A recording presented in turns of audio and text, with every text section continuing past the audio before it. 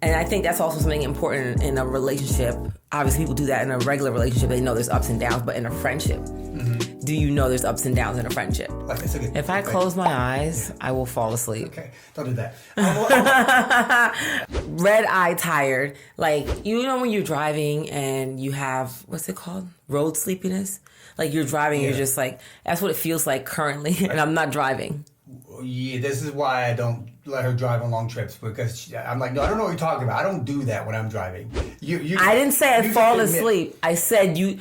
Come on. You can. The road can make your eyes feel heavy. I didn't say I'd fall asleep. Yeah, but you seem to. This is why I don't let her drive on long trips. I won't fall asleep, Justin. I haven't died yet. Kids in the back, guys. She just. I haven't died yet. I'm still here. So no, I don't fall asleep. Speaking of communicating, she's tired because she was out in Vegas with friends. Right? Viva Las Vegas. Went to a festival. And I'm just going to say, I think I've realized I'm not a festival person. This might be why I've only...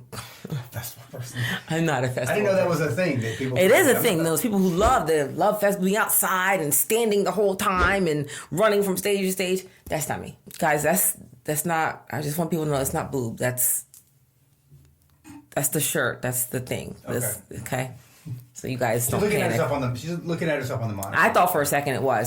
But thank you guys for being here. And I think this week we're going to talk about something important in a relationship is communication, right? Yeah, in any relationship, not just those that are love interests, like any single relationship, communication is important. And I'm generalizing and saying communication, but I mean specifically communicating how you feel, and being open to the other person communicating how they feel, because I think that's what makes an authentic relationship, whether it be a friendship or a marriage or, you know, a boss and employee. Something that I've definitely gotten better on over the years, and I think I'm pretty good with it now. You know, I think I've always been pretty communicative, but I've almost kind of kept my feelings to myself when it comes to friendships or, you know, just other people outside of the family circle. And I just realized that I didn't feel good doing that.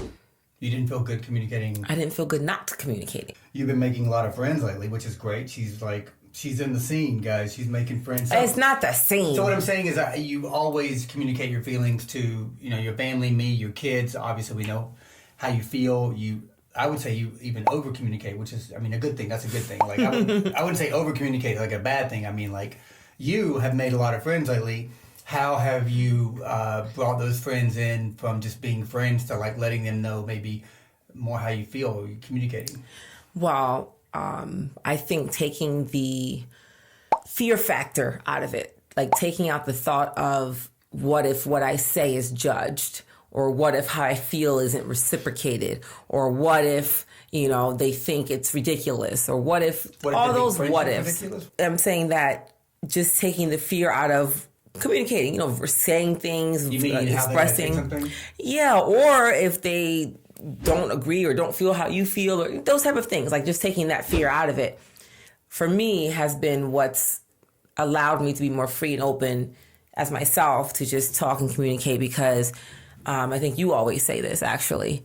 Not everybody is going to be in your life forever. Yeah, for me. I think friendships can come to an end, and like that was fine. It's kind of like people say that relationship ends and it's a failure. I don't think it was a failure, because it was successful when it was successful. Then you grew apart or something happened, and now you're not together. But it's not a failure. The time you had together was a success. Not everybody. Not everybody. No. Well, I mean, some people. There's a lot of toxic relationships that should not be together. These are unhealthy people that get into these things. Yeah. I'm saying if you're healthy-minded, sometimes people just go apart, even as friends. It's like sometimes I've run into people that I've known for years, and you run into them, and you're like, I would never hang out with this person at all. But you don't know them anymore. I don't know them anymore. And I also feel we don't need a lot of friends. You can't spread yourself genuinely across a lot of people. So that's why I say, like, if I meet somebody and I don't gel with them or whatever, it's like maybe they're not for you. They don't need to be. Not everybody's for you. I think levels to friendship, because there's so many people, I don't want to say in the world, such a cliche statement, but there's so many people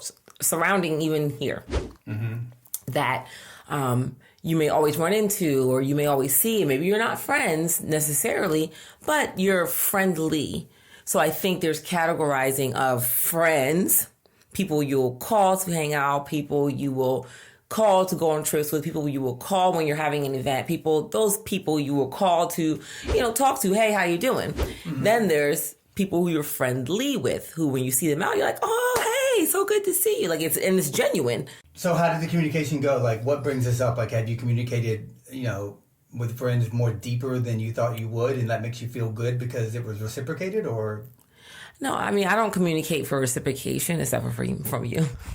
Well, okay, yeah. But have you communicated to people and it's like you crossed over a boundary that was like maybe a bit uncomfortable, but you let somebody know that they were valued as a friend or something, and then that made you feel good, or like what?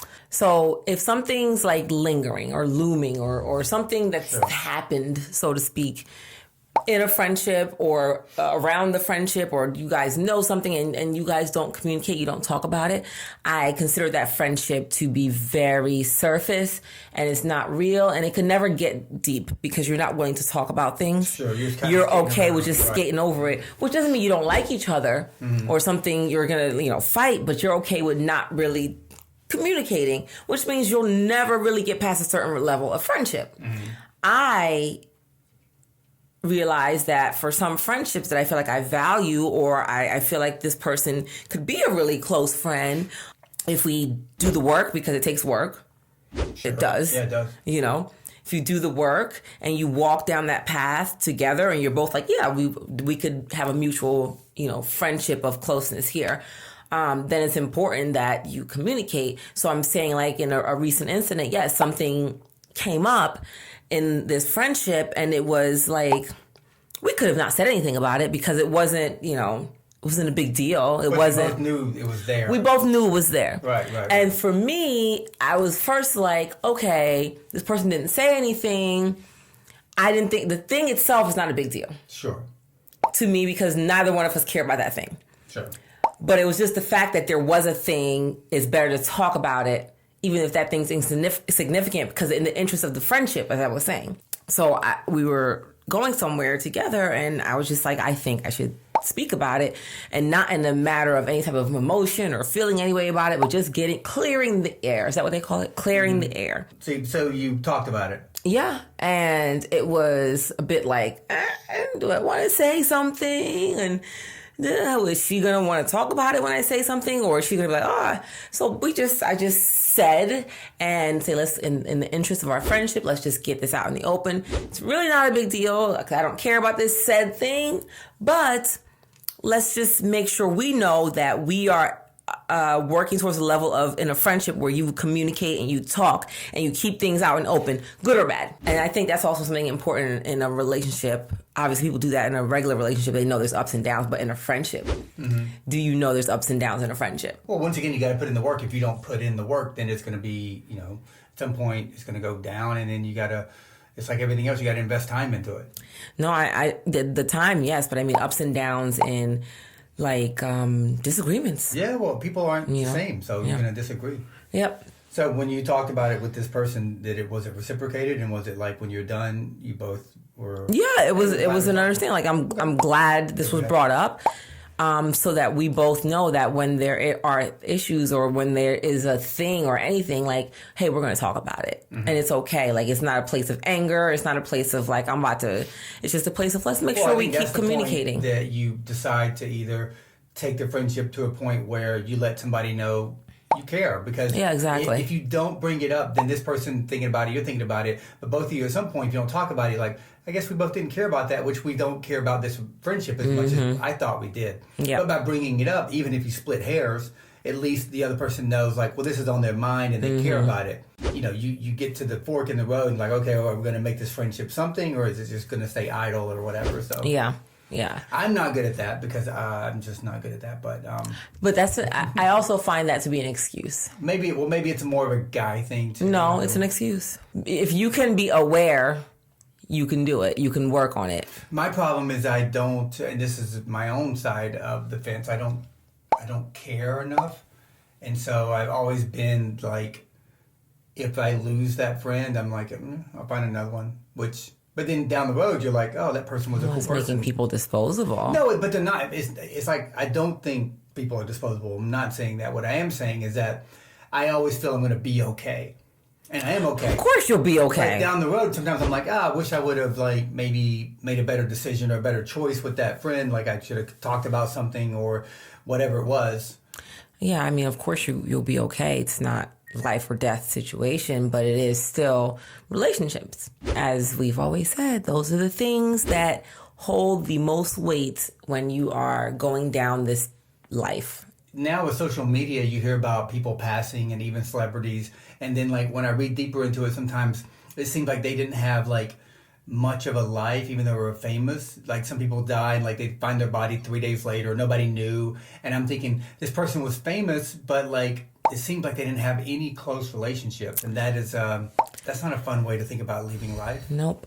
You know? And I have certainly made the decision to be my authentic, free self, whether it's accepted by a person or not. There's going to be people who like, great, I love that, I love her. Mm-hmm. And there's going to be people who are like, that's a bit too much. She communicates too much, or there's going to be those people. Maybe they're not for you.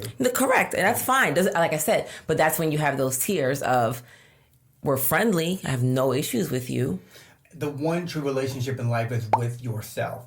And if you can be yourself 100% authentically and you present that to others, then I think supply and demand comes into play, meaning that there's going to be a demand for that person and you're supplying it. If they demand that person, then like there's an equal match there, and like supply and demand, and like the chain is like perfect. Yep. But if you present your perfect self and another person doesn't vibe with that, then like you're not for that person. And that's way better than presenting this ersatz version of yourself that's not really you, that they did like. And then when you present the real person, then you have problems. You just had to do that, huh? What?